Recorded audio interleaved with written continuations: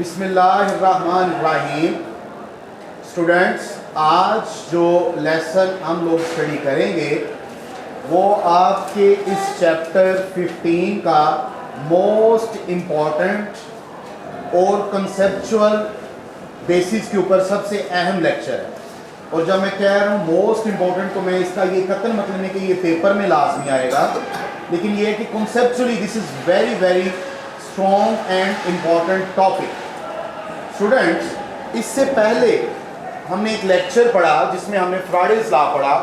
उसमें हमने कहा कि EMF is equal to minus delta phi over delta T for single loop. एक से ज्यादा टर्न्स होंगे तो कैपिटल एन आ जाएगा, इसके अलावा और कोई डिफरेंस नहीं। Students, this epsilon represents the EMF and this delta phi over delta t is change in magnetic flux with respect to time। अब इस रिलेशन में जो नेगेटिव साइन नजर आ रहा है इसकी फिजिकल इंटरप्रिटेशन क्या है? नेगेटिव मैथमेटिकली तो नेगेटिव नजर आ रहा है, but what does it mean by physical? इसका फिजिकली क्या मतलब है? तो फिजिकली इस नेगेटिव साइन को एक्सप्लेन करने के लिए एक साइंटिस्ट ने अटेम्प्ट ली। His name was Lenz and that is known as Lenz's law. इस लेंजेस लॉ को हमें आज स्टडी करना है। मैं इसकी स्टेटमेंट नहीं लिखवा रहा, बुक में लिखी हुई है, एक दफा समझ आ जाएगी तो हमें स्टेटमेंट को पढ़ने में याद करने में कोई मसला नहीं होगा। स्टूडेंट्स, इसको बाकायदा शुरू करने से पहले बैकग्राउंड के तौर पर मैं जो अज्यूम कर रहा हूं कि जिन चीज़ों का आपको ऑलरेडी पता होना चाहिए मैं उनको रिपीट कर देता हूं एक दफ़ा, ताकि अगर कुछ स्टूडेंट्स को वो चीज़ें नहीं भी आती तो उनको एक दफ़ा याद हो जाए, या जिनको आती हैं उनको रिवाइज हो जाए। हमने पिछले चैप्टर्स में, पिछले टॉपिक्स में ये बात पढ़ी हुई है कि अगर कोई भी एक बार आपके पास स्ट्रेट वायर है, उस स्ट्रेट वायर में से अगर करंट गुजरे तो उस स्ट्रेट वायर के अराउंड सर्कुलर शेप की क्या जनरेट हो जाती है? Magnetic field. अब ये मैग्नेटिक फील्ड की डायरेक्शन क्या होगी? यहाँ ये क्लॉकवाइज होगी, यहाँ ये, और वो डिपेंड करती है करंट की डायरेक्शन पर। फिर आपने ये रूल भी पढ़ा कि अगर स्ट्रेट वायर है तो जो थंब है राइट हैंड का वो आपको करंट के बारे में बताएगा, और जो कर्लिंग फिंगर्स हैं वो आपको मैग्नेटिक फील्ड के बारे में बताएंगे। तो अगर करंट इस डायरेक्शन में है तो कर्लिंग फिंगर्स ऐसे आ रही हैं तो आपके पास जो मैग्नेटिक फील्ड है ये एंटी क्लॉकवाइज हो जाएगी। कैसे पता चला सर एंटी क्लॉकवाइज? इधर मैं क्लॉक अगर बना दूँ, ये 12 है, ये 3 है, ये 6 है, ये 9 है, तो ऐसे जा रहा है तो इसका मतलब है घड़ी की सुई तो के मुखालिफ जा रहा है ना, तो ये एंटी क्लॉकवाइज, ठीक। और अगर करंट डाउनवर्ड आ रहा है तो क्लॉकवाइज।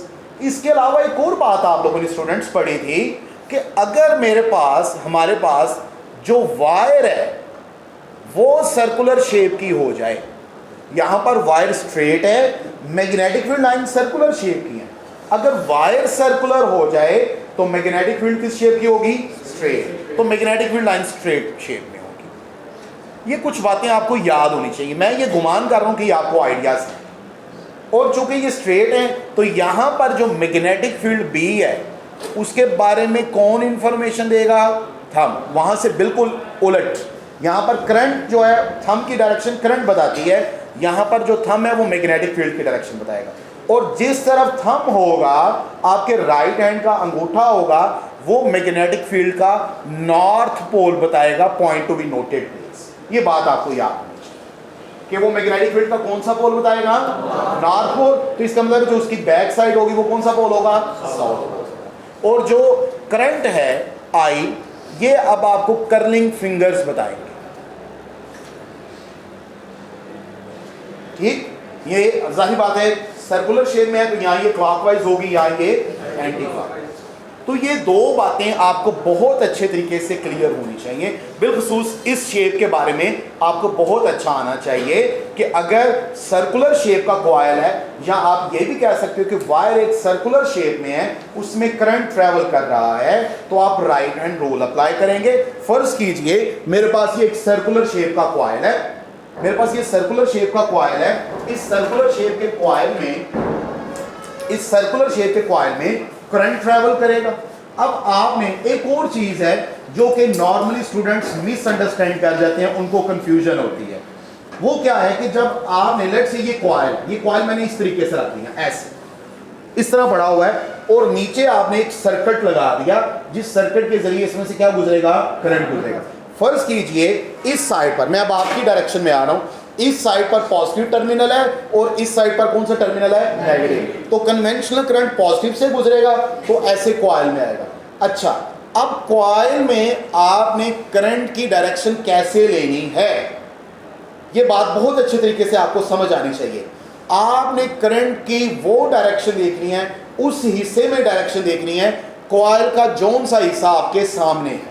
मसलन अगर कॉइल का ये हिस्सा मेरे सामने है, यहां से करंट अगर नीचे से ऊपर जा रहा है, तो आप बैक वाली साइड भूल जाएं कि सर उधर तो नीचे से ऊपर से नीचे जा रहा है, तो उधर क्या करेंगे, वो छोड़, वो आपका कंसर्न है। और अगर इस कॉइल में आपके जो सामने वाला पोर्शन है उसमें करंट ऊपर से नीचे आ रहा है, तो बैक भूल जाइए कि क्या है, उसमें क्या हो रहा है, क्या नहीं हो रहा। आपने सिर्फ उस पोर्शन की डायरेक्शन देखनी है जौन सा पोर्शन आपके सामने है। बैक साइड पे क्या हो रहा है, डोंट बी कंफ्यूज प्लीज, इस चीज का आपने ख्याल करना है।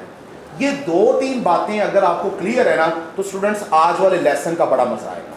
और ये जो बच्चे मेरे सामने बैठे हुए हैं, आप भी ध्यान से सुनिए, ये वीडियो जहां तक जा रही है इसको अच्छे तरीके से देख लीजिएगा। इसकी बहुत ज्यादा एप्लीकेशंस हैं, आपके शॉर्ट क्वेश्चंस में इसकी एप्लीकेशंस हैं, न्यूमेरिकल में भी है, एंट्री टेस्ट में इससे रिलेटेड कुछ क्वेश्चंस आ जाया करते हैं, जिसमें जस्ट डायरेक्शन को कंसीडर करना होता है और डायरेक्शन बेस हमारी सारी डिस्कशन होती है। तो ये जो मैंने बातें अभी बताई आपको क्लियर है, कोई मसला तो नहीं है किसी को। लीजिए अब हम आते हैं अपने मेन टॉपिक की तरफ। स्टूडेंट्स, ये रिलेशन दिखने में बड़ा आसान है और ये वाकई बड़ा आसान है। जरा गौर कीजिए, ये रिलेशन मुझे क्या बता रहा है। मैं नंबर ऑफ टर्न्स के ऊपर जा ही नहीं रहा, नंबर ऑफ टर्न्स हम n ज्यादा कर देंगे या हम कम कर देंगे। मैं फिलहाल एक टर्न के लिए अपनी जो एप्लीकेशन है उसको अप्लाई करूंगा फॉर सिंगल टर्न। अब नंबर ऑफ टर्न्स बाद में बढ़ाते रहिएगा, उससे हमारी फिजिक्स में ऐसा कोई चेंज नहीं आएगा, बिलखसूस लेंसेज लॉ के पॉइंट ऑफ व्यू से।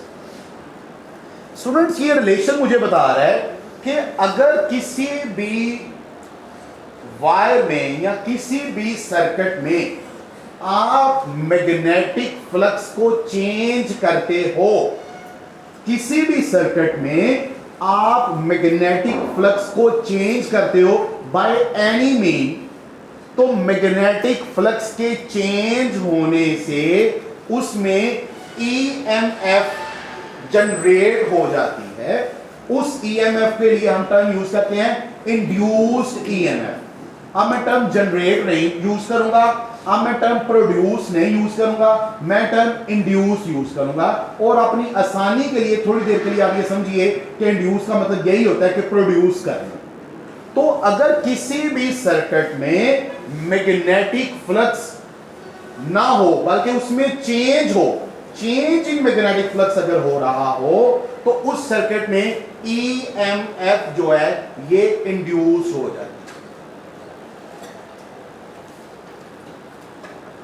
जब ईएमएफ इंड्यूस हो जाती है तो ये ईएमएफ इंड्यूस हुई चेंज इन मैग्नेटिक फ्लक्स की वजह से।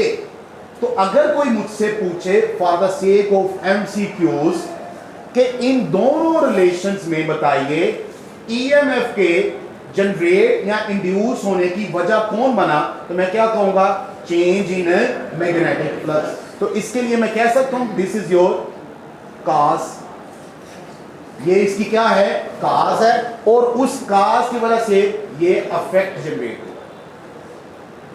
लीजिए ये पहला एमसीक्यूज मैंने आपको बताया, change in magnetic flux is the cause और इंड्यूस्ड ईएमएफ उसका क्या है, अफेक्ट है। Change in magnetic flux is the cause and induced EMF उसका क्या है, अफेक्ट है। हम कोई भी काम करेंगे उसके असरात तो होते हैं ना। मैं बोल रहा हूं इसके असरात फैल रहे हैं, आप तक आवाज आ रही है, ठीक है, तो ये उसका अफेक्ट हो गया।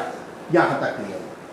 अब फिजिक्स ये कहती है, लेंज़ लॉ ने एक्सप्लेन किया कि जैसे ही इंड्यूस्ड ईएमएफ सर्किट में डेवलप हो जाती है तो जिसने इसको इंड्यूस किया ये उसी को क्या कर देती है, अपोज कर देती है। मैं इस सेंटेंस को रिपीट कर रहा हूं कि सर्किट में मैग्नेटिक फ्लक्स चेंज होने से ईएमएफ इंड्यूस होगी। जब एक दफा वो इंड्यूस हो जाती है तो जिसने उसको पैदा किया वो उसी को क्या करती है, अपोज करती है। बेटा क्या करती है, अपोज। अच्छा, अपोज का मतलब होता है मुखालफत। और नॉर्मली हम स्टूडेंट्स जहन में ये सोचते हैं कि अपोज का हमेशा मतलब कम करना होगा, कम करना नहीं होगा। अपोज का मतलब है हमेशा मुखालफत करना। इसकी बड़ी एक सिंपल सी एग्जांपल दे सकता हूं कि एक गवर्नमेंट है, एक ऑपोजिशन है। ऑपोजिशन का हमेशा काम गवर्नमेंट के काम को क्या करना है, अपोज करना है। अगर अच्छा काम है तो फिर भी अपोज करना है, अगर बुरा काम है तो फिर भी अपोज करना है। समझ आ गई बात की? तो इसकी एग्जांपल मैं रिपीट कर रहा हूं, मैग्नेटिक फ्लक्स में चेंज आएगा, इंड्यूस्ड ईएमएफ पैदा होगी। इंड्यूस्ड ईएमएफ जब पैदा होगी तो जिसने उसको पैदा किया वो उसी को क्या करेगी, अपोज करेगी। छोटी सी एग्जांपल, फिर अगले डिस्कशन की तरफ चलते हैं कि ये इंड्यूस्ड ईएमएफ ऐसे ही है जैसे एक डिसओबीडिएंट बच्चे होते हैं। जब पेरेंट्स हैं, पेरेंट्स की वजह से वो दुनिया में आते हैं, जब वो बच्चे बड़े हो जाते हैं तो जो डिसओबीडिएंट बच्चे होते हैं वो अपने पेरेंट्स को ही अपोज करते हैं। तो ये वही डिसओबीडिएंट बच्चा जो अपने पेरेंट्स को क्या कर रहा है, अपोज कर रहा है। बात समझ आ गई? अच्छा, यहां तक तो आधी बात हमें क्लियर हो गई कि उसने उसको अपोज करना है। अब नेक्स्ट क्वेश्चन ये है कि अपोज करने का मैकेनिज्म क्या होगा, अपोज कैसे करना है, कौन सा मेथड अडॉप्ट होगा जिस मेथड को अडॉप्ट करते हुए वो उसको अपोज करेगा। इस पर मैं छोटी सी आपको एग्जांपल देता हूं। मेरा भाई ये मैग्नेटिक फ्लक्स है। जब मैग्नेटिक फ्लक्स है तो इसमें कौन सी फील्ड लाइंस होंगी, मैग्नेटिक फील्ड लाइंस होंगी। बेटा कौन सी फील्ड लाइंस होंगी, वो ईएमएफ है, ये मैग्नेटिक फील्ड लाइंस हैं। अपेरेंटली बल्कि डेफिनेटली दोनों डिफरेंट फिजिकल क्वांटिटीज हैं।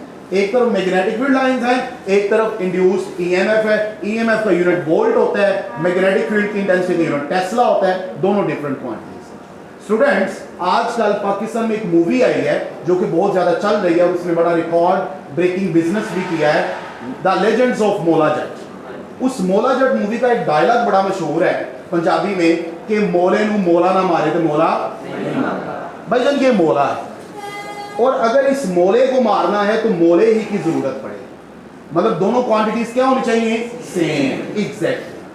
डिफरेंट क्वांटिटीज का कंपटीशन नहीं होगा। मैग्नेटिक फील्ड है तो मैग्नेटिक फील्ड को अपोज करने के लिए क्या चाहिए, मैग्नेटिक फील्ड। मोले को मारने के लिए क्या चाहिए, सर मैग्नेटिक फील्ड कहां से आएगी? वेरी सिंपल मेरा भाई, ये क्या करेगा, ये जब इंड्यूस्ड ईएमएफ जनरेट होगा तो ये फटाफट अपनी करंट जनरेट करेगा। उस करंट को मैं क्या बोलूंगा, इंड्यूस्ड करंट। मैग्नेटिक फ्लक्स में चेंज आएगा, मैग्नेटिक फ्लक्स में चेंज की वजह से इंड्यूस्ड ईएमएफ पैदा होगा। इंड्यूस्ड ईएमएफ की वजह से इंड्यूस्ड करंट जनरेट होगा। जैसे ही इंड्यूस्ड करंट जनरेट होगा ये अपनी क्या बना देगा, मैग्नेटिक फील्ड। क्यों? क्योंकि हमने ये पढ़ा हुआ है कि अगर किसी भी जगह पर करंट जनरेट हो जाए तो उसके अराउंड क्या जनरेट हो जाती है, मैग्नेटिक फील्ड। लीजिए इस मोले को मारने के लिए उसने एक मोला जनरेट कर दिया। अब ये मैग्नेटिक फील्ड वो है जो एक्सटर्नल है, ये भी मैग्नेटिक फील्ड है, मैंने इसको बार कह दिया। दोनों में डिफरेंट फिजिकल क्वांटिटी सेम लेकिन उसको सेपरेट कर दिया। अब इस मैग्नेटिक फील्ड ने इस मैग्नेटिक फील्ड को क्या करना है, अपोज करना। मेरा भाई यहां तक समझ आ गई? कोई मसला? अगर यहां तक समझ आ गई तो आपका 80% टॉपिक क्लियर हो गया, हमें आगे कोई मसला ही नहीं है। सारी डिस्कशन को मैं समराइज करने लगा हूं। किसी भी सर्किट में मैग्नेटिक फ्लक्स चेंज होगा, वो मैग्नेटिक फ्लक्स ईएमएफ को इंड्यूस करेगा। ये ईएमएफ अफेक्ट है और चेंज इन मैग्नेटिक फ्लक्स उसका क्या है, कॉज। इस मैग्नेटिक ईएमएफ ने चेंज इन मैग्नेटिक फ्लक्स को अपोज करना है।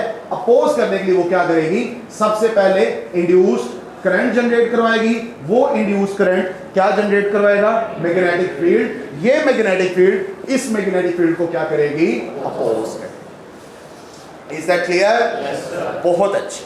अब अपोज कैसे करेगी, अब इस पर आ जाए भाईजान। हमने ये देखा कि ये मैग्नेटिक फील्ड का नॉर्थ पोल है, ये कौन सा है, और हमें ऑलरेडी, बल्कि ये तो वेरी इनिशियल लेवल पर पता है कि नॉर्थ पोल को क्या करता है, अपोज करता है, और नॉर्थ पोल साउथ पोल को क्या करता है, अट्रैक्ट करता है। लाइक पोल एक दूसरे को क्या करेंगे, रिपेल करेंगे, और अनलाइक पोल एक दूसरे को क्या करेंगे, अट्रैक्ट करेंगे। एक बात। दूसरी बात जरा याद कीजिए, अगर मेरे पास ये कॉइल है,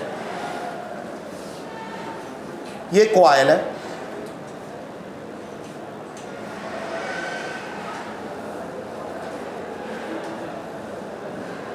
ये इसमें मैंने गलवानोमीटर लगा दिया। अब मुझे बात आप लोगों ने समझानी है, मैंने नहीं आपको समझाया। ये कॉइल है, कॉइल के नीचे मैंने गलवानोमीटर लगा दिया। अब किसी किस्म का सोर्स ऑफ करंट आपको नजर नहीं आ रहा। मैं क्या करूंगा, मैं एक मैग्नेट लूंगा, इस मैग्नेट से मैग्नेटिक फील्ड लाइंस आएंगी,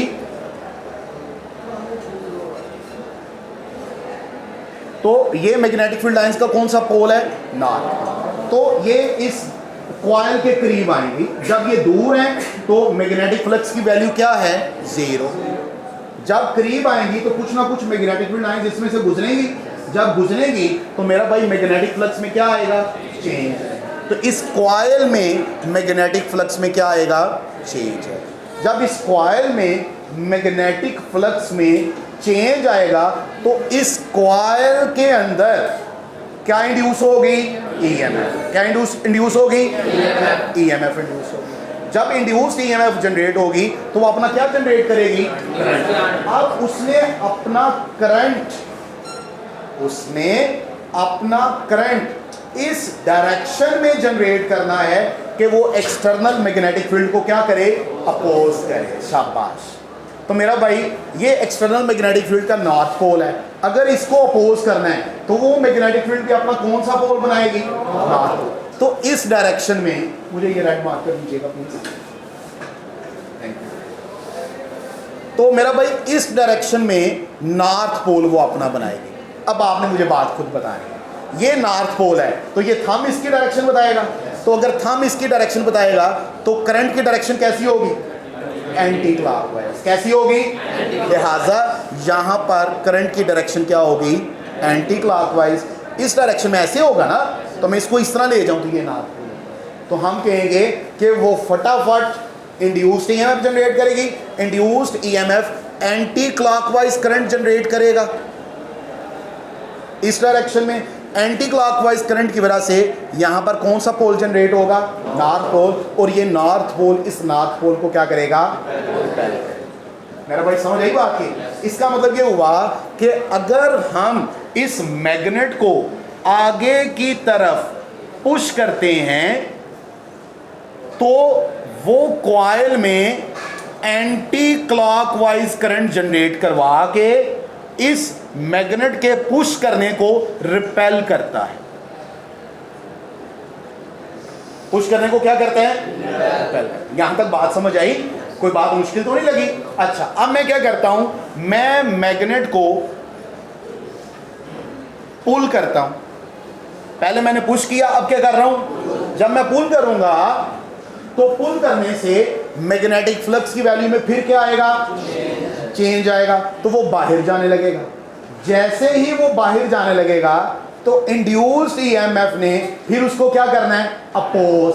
मतलब जब करीब आएगा तो करीब नहीं आने देना, जब जाने लगेगा तो जाने भी, तो वो फटाफट अपनी करंट की डायरेक्शन को स्विच कर देगा एंटी क्लॉकवाइज से किस तरफ, उस क्लॉकवाइज करने की वजह से इस तरफ नॉर्थ पोल हो जाएगा और इस तरफ क्या होगा, ये साउथ पोल इस नॉर्थ पोल को अपनी तरफ क्या करेगा, अट्रैक्ट करेगा। शाबाश। वो फिर उसको करीब लेकर जाएगा। फिर जब करीब लेकर जाएगा तो तो फिर वो फटाफट अपनी डायरेक्शन को चेंज करके क्या कर देगा, एंटी क्लॉकवाइज, और नॉर्थ पोल के सामने क्या बन जाएगा, नॉर्थ पोल। फिर वो उसको क्या करेगा, इसकी बड़ी प्राइम एग्जांपल है कि भुखे नूं वेख नहीं सकते ते खांदियां नूं वेख नहीं सकते तो भुखे नूं दे नहीं सकते। तो जब वो करीब आता है तो उसको पुश कर देता है, और जब वो पुल करते हैं तो उसको अपनी तरफ क्या करता है, अट्रैक्ट करता है। Is that clear? इस सारी चीज को क्या कहते हैं कि वो इसकी क्या कर रहा है, अपोज कर रहा है, मुखालिफ। Is that clear? कोई मसला तो नहीं है समझने में? अगर ये क्लियर है तो अब जरा बुक में छोटा सा ग्रीन बॉक्स लिखा हुआ है, उस ग्रीन बॉक्स को पढ़िए, अपने अपने टाइम पढ़े जरा, 5 सेकंड दे रहा हूं, उससे ज्यादा नहीं है। The direction of induce current is always so as कि हमेशा इंड्यूस करंट की डायरेक्शन वो होगी to oppose the changes which cause it, कि हमेशा उस चेंज को अपोज करेगी जिसने इसको पैदा किया। Is that clear? अच्छा, अब मुझे एक बात बताइए मेरा भाई, अगर ये आखिरी बात कर रहा हूं फिर आज का लेसन हमारा छोटा सा आपको मैंने होमवर्क भी देना है, या आप कह लीजिए कि ब्रेन स्टॉर्मिंग क्वेश्चन है, आपने थोड़ा सा सोचना है और मुझे कल उसका बताना है। लेकिन फिलहाल एक बात बता रहा हूं, ये हमारी आज की डिस्कशन वाइंड अप हो जाए। अगर ये किसी भी वजह से सर्किट कंप्लीट ना होता, लेट्स से इधर कट आ जाता, तो चेंज इन मैग्नेटिक फ्लक्स की वजह से ईएमएफ को जनरेट हो जाती, क्या सर्किट कंप्लीट था? सर्किट कंप्लीट नहीं होगा तो क्या करंट ट्रेवल करेगी? जब इंड्यूस करंट पैदा नहीं होगी तो मोले को मारने के लिए मोला जनरेट होगा, तो इसका मतलब है आगे मैकेनिज्म भी।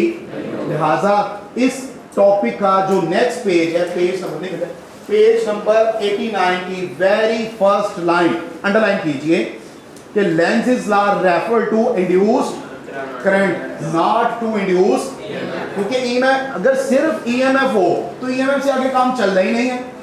तो लिहाजा सर्किट का, ये बात सुन लें, सर्किट का कंप्लीट होना बड़ा जरूरी है। अगर एक जगह पर सर्किट कंप्लीट नहीं है तो हम अपनी थ्योरी डेवलप करने के लिए इमेजिनरी तौर पर सर्किट को कंप्लीट भी कर देंगे कि अगर सर्किट कंप्लीट होगा तो ऐसे ऐसे होगा।